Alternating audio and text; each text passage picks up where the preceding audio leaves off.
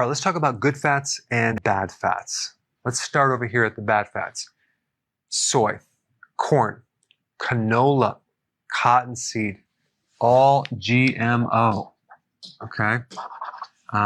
The processing of these oils, they use a solvent called hexane sometimes, which is kind of toxic. Not to mention, there could be traces of glyphosate, which is an herbicide. But these are severely heated, and they're in a lot of foods that we eat. They're definitely in some common foods like mayonnaise. Okay, so if you just go to the grocery store and you just start reading labels, you're going to see this one, number one, or this one right here. Mayonnaise salad dressing is another big one right here. And even hummus, right? They don't even make it with olive oil anymore. They have to put these other oils in there. So you just need to start reading labels. So these are inflammatory. Stay away from them. Of course, margarine, that's a given, has trans fats. Crisco, for example, was on the market for 97 years. It might still be on the market, but as far as trans fats go, several years ago, I think it was in 2015, the FDA finally put a ban on it, but then they gave these companies 3 years to phase out of these trans fats. And so at this point, I don't even know who complied, who didn't comply, but the fact that trans fats, the most deadly fats in our food supply, has been on the market for 97 years is just insane. I mean, before the trans fats, we had things like tallow. Tallow is beef fat or lamb fat. And of course, ingrained into our mind, these are poison, and this is a health food.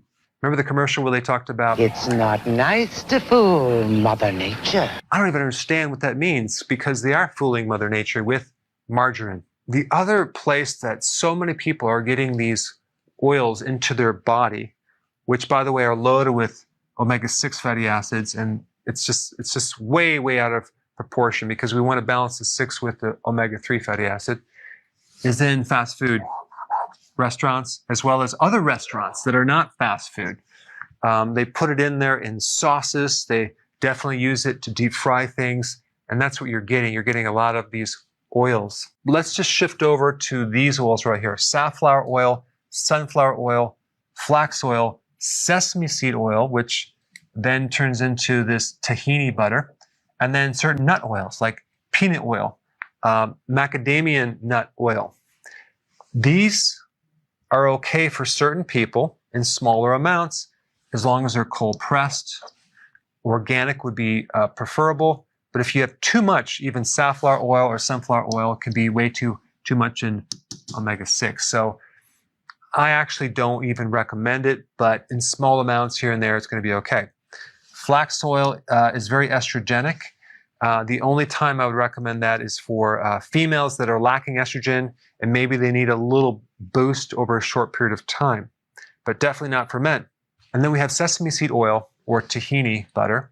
Again, small amounts, make sure it's cold pressed, and you can get raw tahini butter, which is actually better than the overly processed. And then of course the nut oils, again, they're omega-6, so small amounts here and there, preferably organic.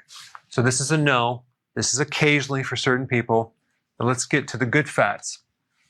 Cod liver oil is one of the best oils to give you omega-3 fatty acids, both DHA, which your brain needs, and EPA, which your brain and nervous system need, as well as your immune system, not to mention vitamin D and vitamin A.